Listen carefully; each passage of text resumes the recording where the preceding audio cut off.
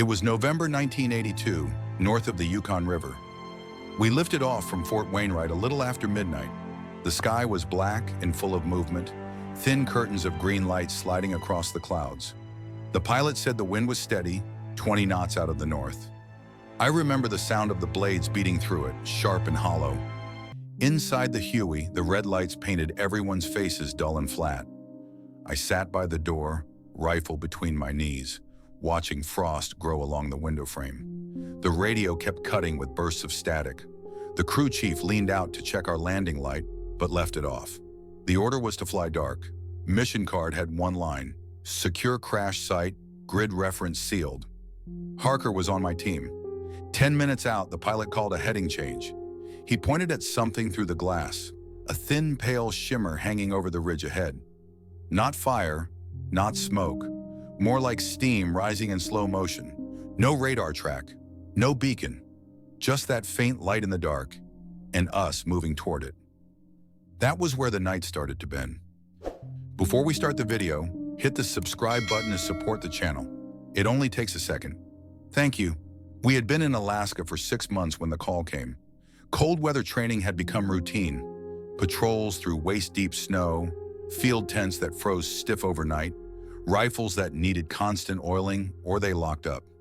Most of our time was spent checking equipment and waiting for something to happen. Nothing ever did. That week had been quiet. We had finished a 3-day exercise south of Eielson. Everyone was tired and looking forward to a warm meal when the first sergeant came into the tent with a clipboard and a short list of names. My name was on it. No explanation, just gear up and report to operations. At battalion, the room was already half full. Officers, a few Air Force types, and 2 civilians in dark parkas stood near the map board. No one spoke much. One of the civilians pointed at a marked grid north of the Yukon River, about 80 miles from our nearest radar line.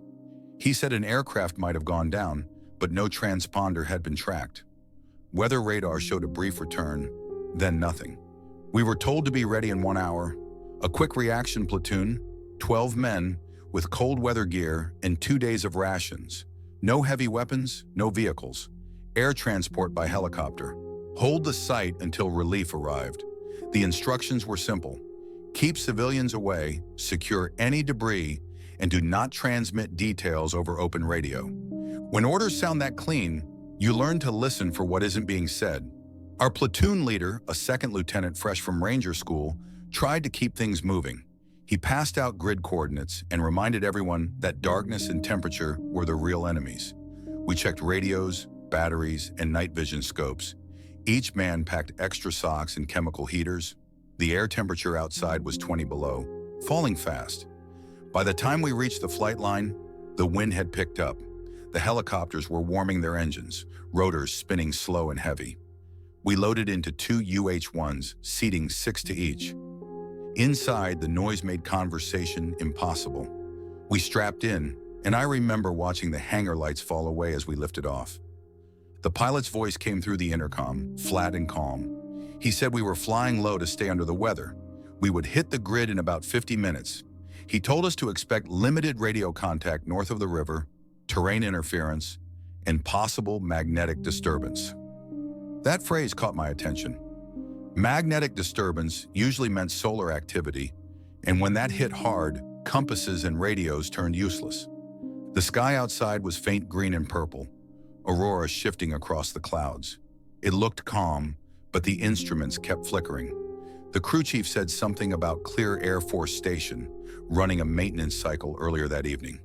For about 20 minutes, parts of the radar net were blind. If anything came in or went down during that window, it might not have been seen. That was the hole we were flying toward. Halfway there, one of our PRC-77 radios began hissing, a low, pulsing static that faded in and out like breathing. The lieutenant tried another frequency. Same thing. The crew chief said it was normal at this latitude. Maybe it was. I kept my eyes on the window. The ground below was black, broken by the silver trace of the river. No lights, no towns. Just a frozen wilderness stretching to the horizon. I tried to picture what we were heading toward. A crash meant wreckage, fuel, fire, maybe survivors. But there had been no mayday, no emergency beacon. When you fly into the unknown, You don't think about the big questions. You focus on what's in front of you. Keep your rifle clean. Check your map. Know who's to your left and right when you hit the ground. The OSI man sat behind the pilots. He hadn't said a word since takeoff, just stared at a folder on his lap and adjusted his headset every few minutes. His calmness made me uneasy. Civilians don't ride along on normal recovery missions. 10 minutes before landing, the pilot gave us a heads up, said we'd go dark on approach. He switched off the cabin lights. Only the instruments glowed now. My breath fogged in the cold air. I could smell jet fuel, metal, and something faintly sweet, like ozone after a storm. Outside, the aurora bent into a long arc, right over the ridge where we were headed. I thought it was just the northern lights playing tricks. The OSI man leaned forward then, glanced once at the window, and nodded to the pilot. He didn't look surprised. He looked like he knew exactly what he was expecting to find. That was the moment I realized we weren't just responding to an accident. We crossed the Yukon just before 1 in the morning. The pilot said we were 10 minutes from the landing zone.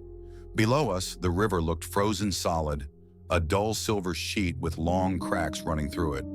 The mountains rose to our west, black shapes against a green sky. The radio was quiet except for the engine noise. The lieutenant moved down the line, tapping shoulders, checking that everyone was set. We carried standard-issue M16s, sidearms, and a couple of M60s. The only extra gear was what the OSI team had brought, packed in 2 black cases marked with yellow tape. None of us knew what was inside. We were told to land near a frozen lake about half a mile from the grid point. The pilots didn't want to risk dropping right on top of it without lighter confirmation. The plan was simple: establish a perimeter, sweep toward the grid, and report findings. When we came in low over the lake, I saw something odd. The snow wasn't smooth like untouched powder. It looked scored, as if something had dragged or skipped across it. No smoke, no fire, just a trail cut into the crust and disappearing into the tree line. The crew chief gave the hand signal, and we hit the snow hard. The air outside burned the lungs, at least 30 below. The rotors threw ice crystals everywhere. We moved fast, clearing the landing zone, weapons ready. The lieutenant got on the radio to the pilot. Brief words, then a thumbs up. The birds lifted and turned south, disappearing behind the ridge. Silence settled fast. You could hear the snow shifting under boots, the small cracks of frost forming on gear. The aurora was still above us, faint but moving. The OSI man took point with the lieutenant. He had a small receiver in his hand, maybe a radiation detector, maybe something else. The tech sergeant followed with a tripod and a camera case. The rest of us formed a wide arc, moving slow through the trees toward the grid. We didn't talk much. Communication was by hand signals only. Visibility was poor. The spruce trees were short and twisted from the cold. The snow was knee-deep and crusted hard on top. You could see your breath hanging like smoke. After 15 minutes of moving through the trees, we reached the far edge of the clearing.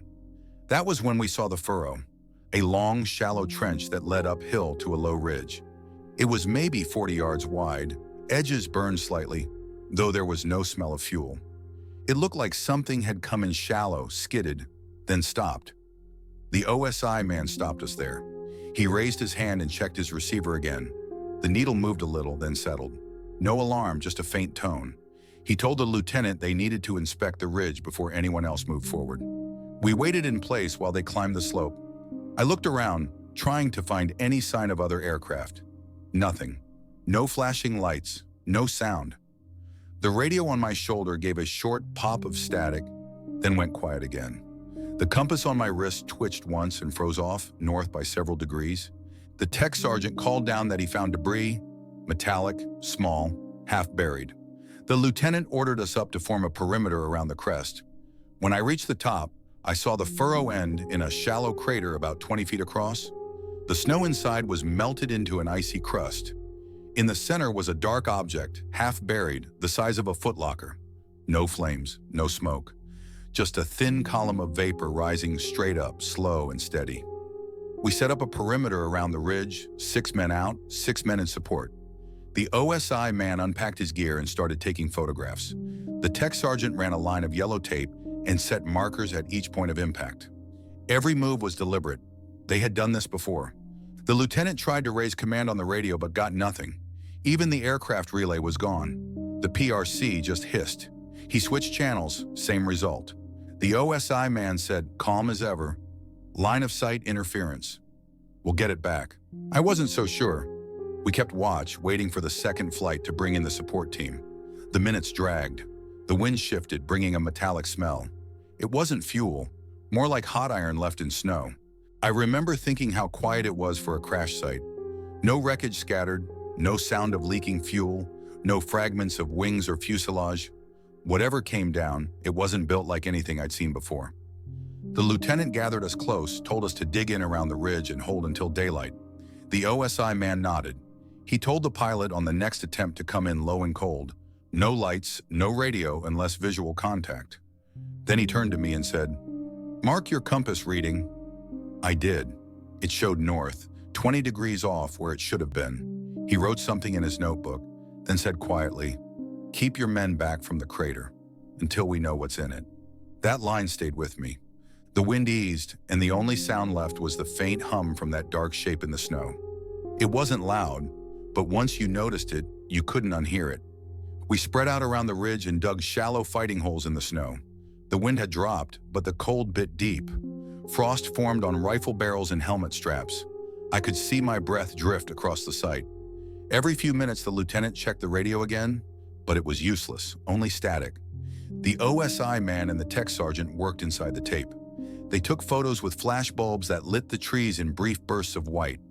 Each flash made the shadows jump. The object lay half buried, smooth on one side, charred on the other. It looked more like a shell casing than an aircraft part. No rivets, no seams, just a curved piece of metal, dark gray with flakes of black coating peeling off. One of the men said it looked like a re-entry capsule. He had seen pictures in a training manual once. Maybe that was close, but something about it felt off. The size, maybe, or the way it sat in the crater without sinking. I moved closer to the perimeter line and crouched. The hum was clearer there, low and steady, like the vibration of a transformer. I pressed a gloved hand to the snow. I could feel it, faint but real. The OSI man told us to keep clear of the crater rim. He said the object was safe, but we should not touch it. He and the tech sergeant set small flags in the snow and marked each one on a clipboard. Behind me, one of the guys whispered that his compass had flipped again. He held it flat, and the needle swung slow and uncertain. I looked back toward the tree line. The night was still, but it didn't feel empty. Something about that ridge made the air feel wrong. The OSI man called me over just before dawn. The sky was faint gray, and the temperature had dropped even lower. He wanted extra hands to check the far side of the ridge. The snow there was thinner, packed down by something heavy. We followed a line of shallow prints, boot marks, but not ours. The spacing was different, lighter tread, and leading from the woods toward the crater. We stopped where the prints ended. They disappeared under drifted snow, only a few visible, but enough to know someone else had been there. The lieutenant counted at least 2 sets. He ordered a full perimeter check. While we spread out, the OSI man knelt by the object again. He brushed away frost and studied the markings. There was a strip of paint along one edge, burned but still visible. Faded block letters, maybe part of a serial number. It looked like English, though we could only make out 3 characters. The tech sergeant pulled a small dosimeter from his coat and held it near the metal. The needle twitched, then steadied. No alarm. He looked relieved. They took more pictures, each with a ruler for scale. The lieutenant radioed again, trying for the helicopters. No contact. He switched to emergency frequency and waited. Still nothing. The air had a low hiss, like static, through the headset. We decided to send 2 men back to the lake to re-establish link. As they left, I stayed on the ridge, watching the tree line. For a moment, I thought I saw a flash between the trees, a quick reflection, like glass catching light. Then it was gone. The OSI man noticed me looking and said quietly, "We're not alone out here." That was the first time he sounded unsure. He turned toward the radio again and told the lieutenant, "Call for immediate lift." The message finally went through around 6 that morning. The 2 men we sent to the lake caught a brief signal from the aircraft relay and passed it to us. The lieutenant got on the net and reported what we found. Metallic debris, no survivors, no clear identification. The pilot said a CH-47 was on standby for lift, but command needed confirmation before sending it. That was when the OSE man stepped in. He took the handset and spoke directly, giving a short-coded phrase. The tone of the reply changed right away. The pilot acknowledged and said, "Stand by for heavy lift." Classified cargo procedures. Then the line went dead again. The OSI man turned to us. "That object is U.S. property," he said. "Program name and details are restricted. We are to secure it until recovery. No photographs, no samples, no discussion outside this team." He said it calmly, like someone repeating a checklist. The lieutenant looked ready to question him but stopped. Rank meant little when Washington had already spoken through that handset. So that was it. Not enemy, not alien, not a meteor. Ours, something American, something not meant to exist on a map. We broke out the engineer tape and marked a new inner cordon. The tech sergeant logged every step on a clipboard, even the temperature. He seemed nervous now. I saw his hands shaking when he wrote. An hour later, we heard the distant chop of rotors. The heavy lift was inbound. The pilot called twice on approach, then his signal faded again. We moved fast, clearing snow around the crater to make room for the sling.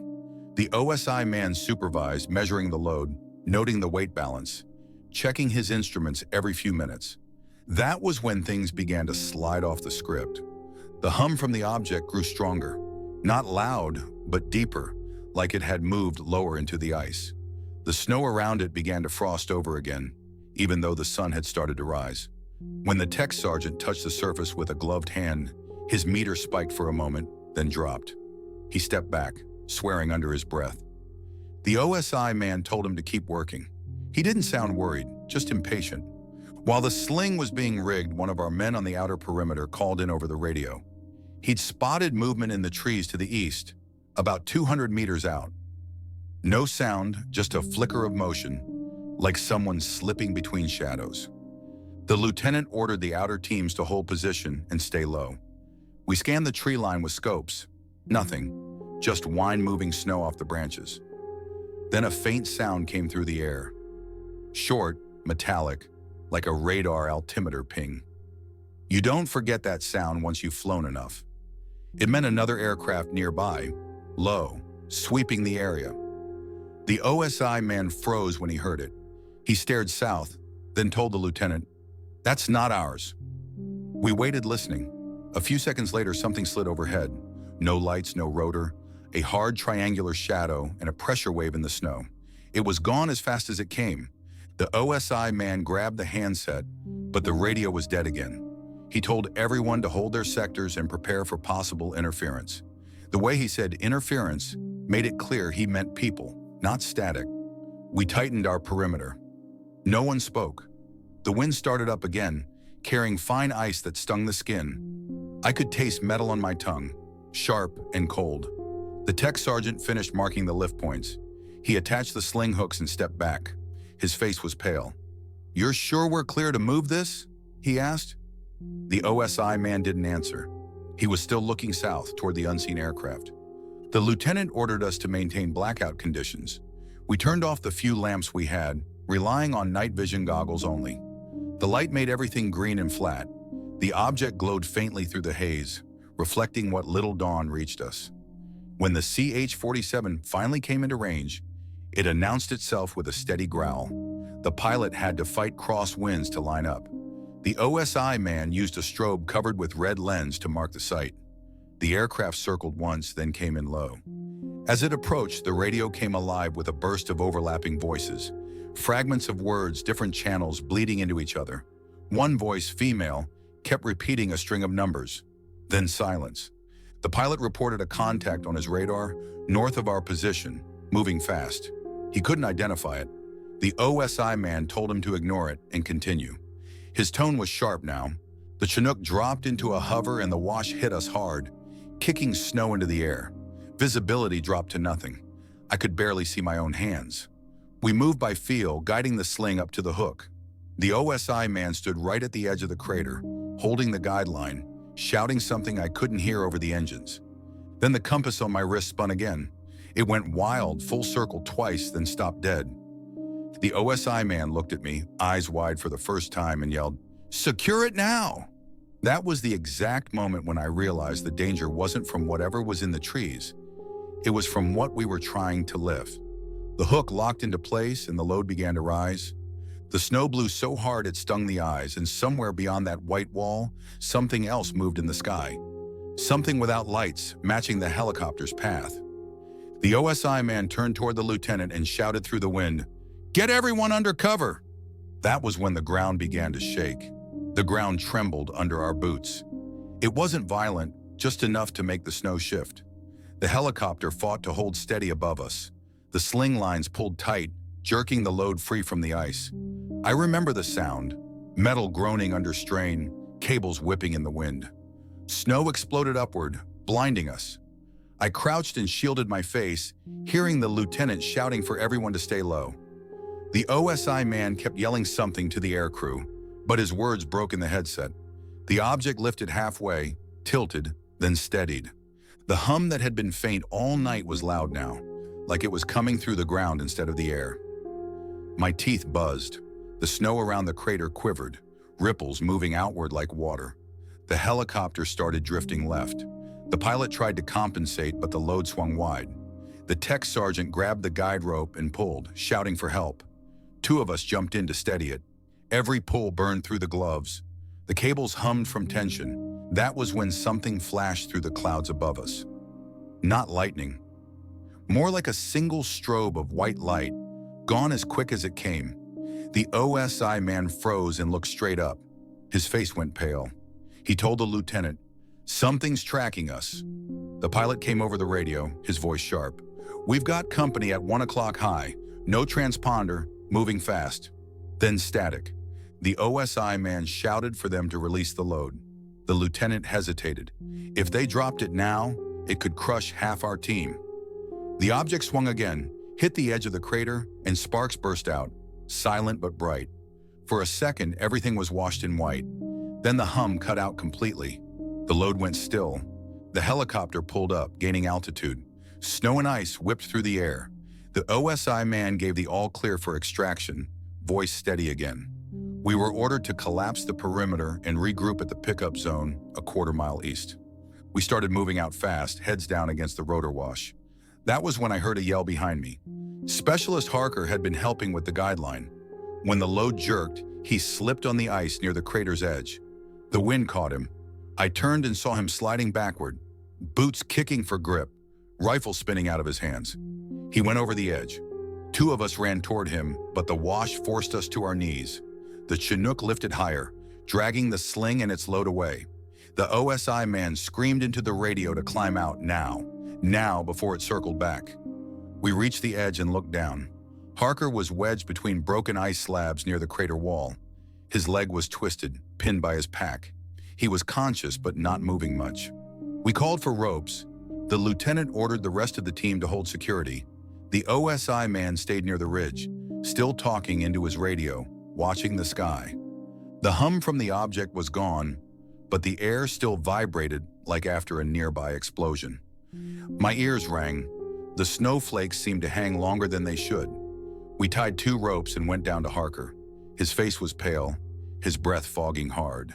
He said his knee was broken, maybe his ribs. We cut the straps on his ruck and freed him.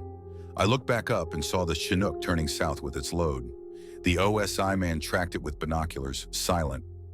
We got Harker up to the ridge. His right glove was missing, his hand already stiff and gray from cold. He tried to joke that he'd earned his cold weather badge. Nobody laughed. We started our move to the extraction point. The radio came alive again, faint voices cutting through the static.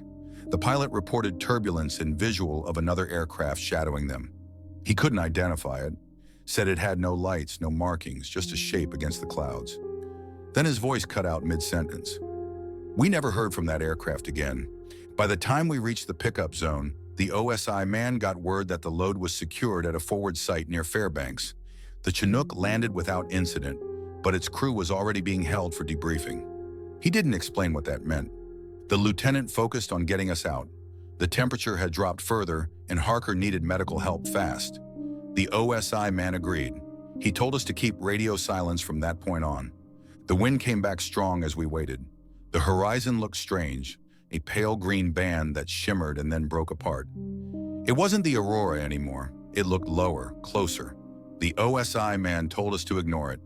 When the Huey arrived for extraction, it had to make 2 runs.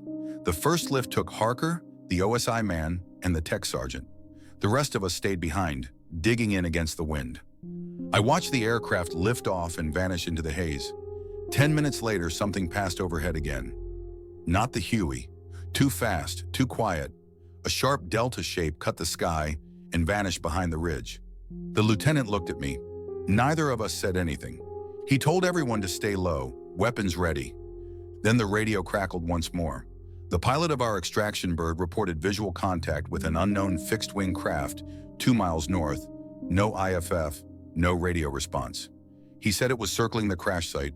The OSI man came back on the line from the other aircraft. His voice was calm again. Maintain silence. Continue extraction. The second lift came 20 minutes later. We loaded fast. The wind beat hard against the fuselage. As we lifted off, I looked back over the ridge.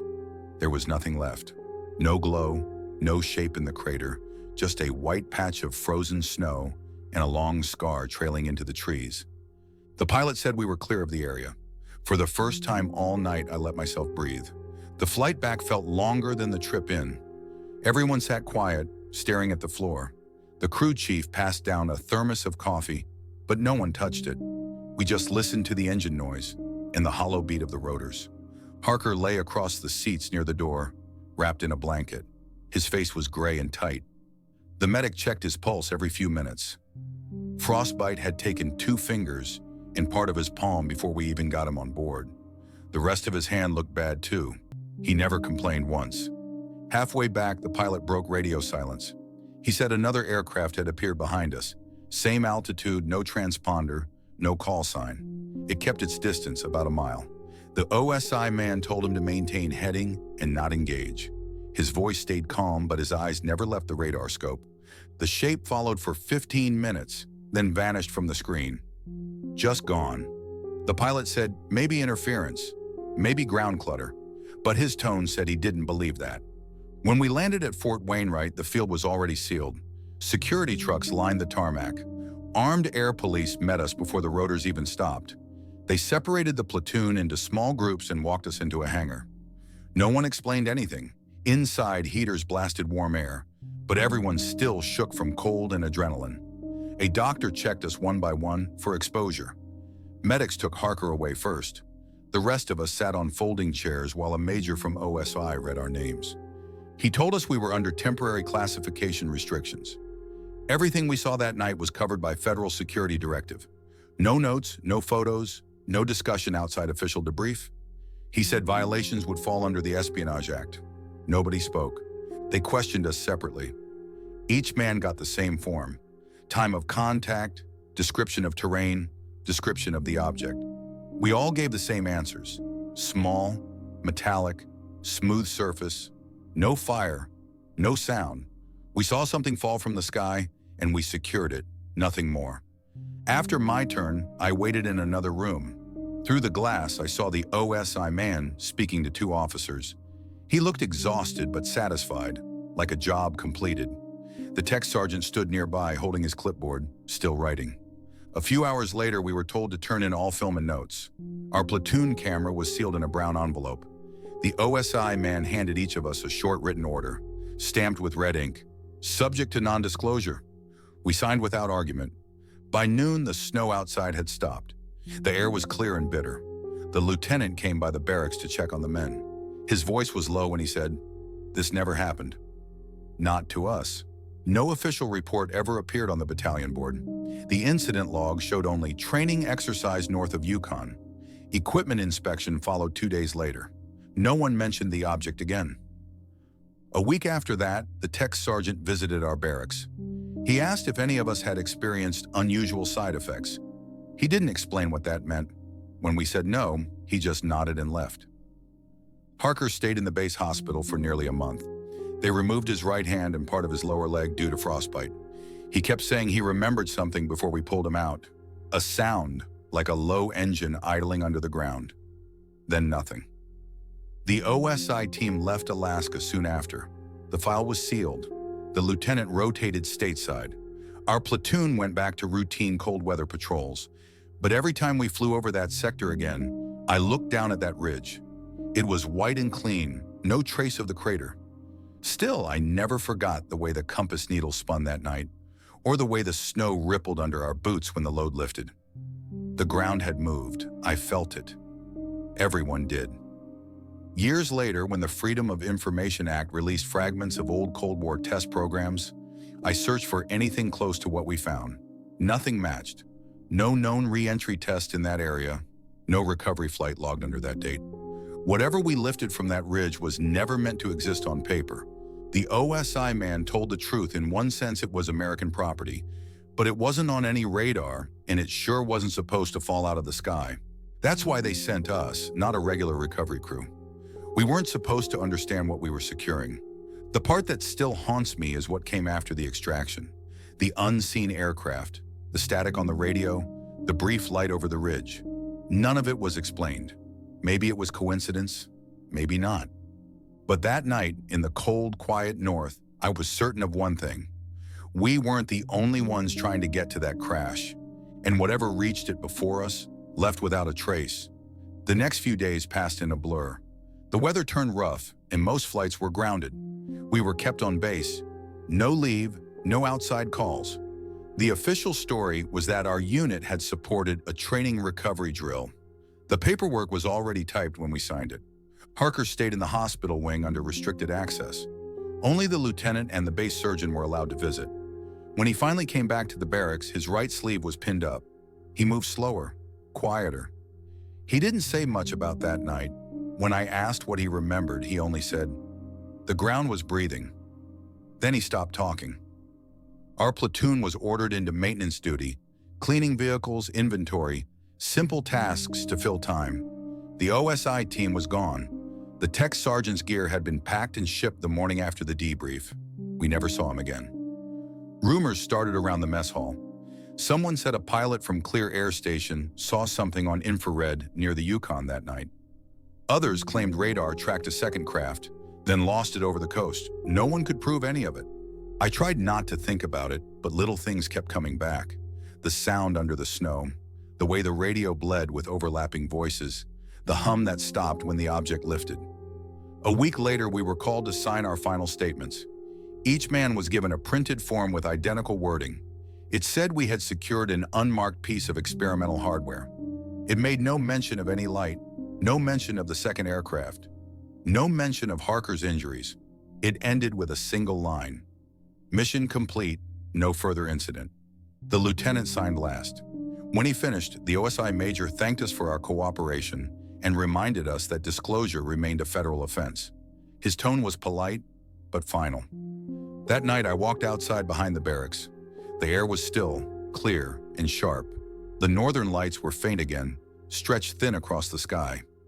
I thought about that ridge, how silent it must be now, just snow filling the crater, wind smoothing over everything we touched. The next morning, Supply picked up the rest of our cold weather gear for inspection. When it came back, a few items were missing. My compass, one man's parka, another's radio headset. Nothing valuable, but it felt deliberate, like someone had gone through and taken what they needed for testing. The battalion log listed that night as exercise nightfall. I noticed that entry a few weeks later while delivering reports. No coordinates, no times, no follow-up, just a name and a date. When spring came, we rotated back to regular patrols. The snow melted fast that year. We flew low over the Yukon in training flights, and I looked for the ridge. The pilot said nothing was there, only flat ground and frozen ponds. Whatever scar had been left was gone. Months later, an Air Force transport landed at Wainwright after dark. The rumor was it came from Wright-Patterson with cargo from Alaska. Some of the older NCOs talked about how these things happen now and then. Classified recoveries, tests gone wrong, re-entry vehicles that missed their mark. They said the less we knew, the better we'd sleep. They were right about that. Still, every time I heard the faint whine of an engine overhead, I thought of that sound under the ice. The way it seemed alive for a moment, as if it wasn't finished. We didn't talk about it again, not in the open. But when we crossed paths years later, The men from that mission still gave each other the same look. Recognition without words. It wasn't fear anymore, just memory that never quite faded. The ridge was gone, but the silence stayed. 3 weeks after the operation, the lieutenant called me into his office.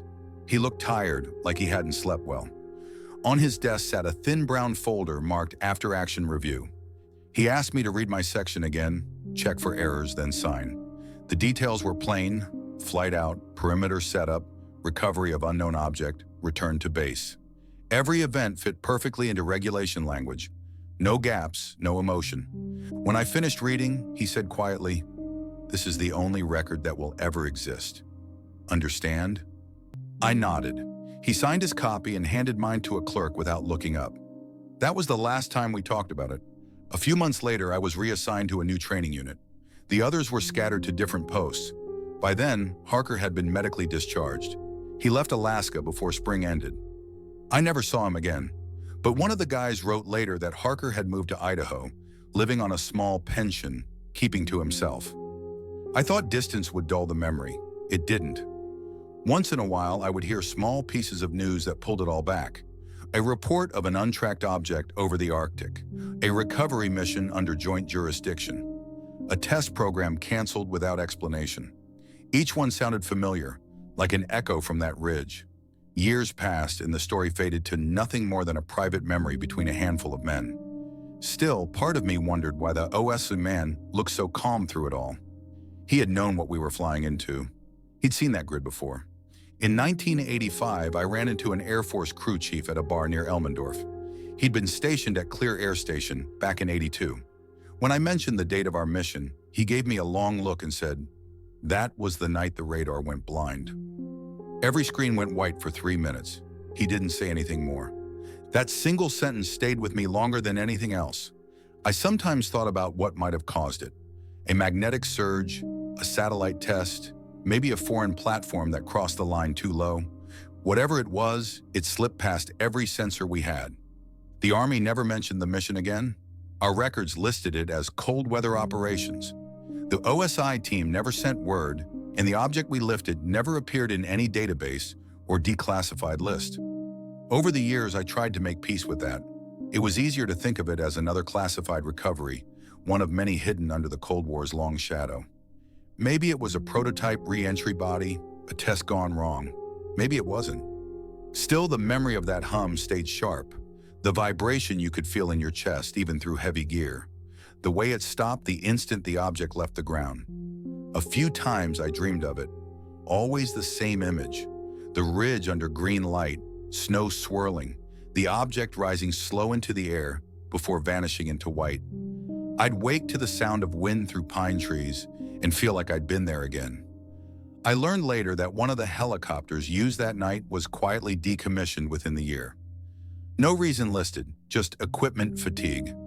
After I left the Army, I kept the habit of checking compasses wherever I traveled. Old reflex, maybe.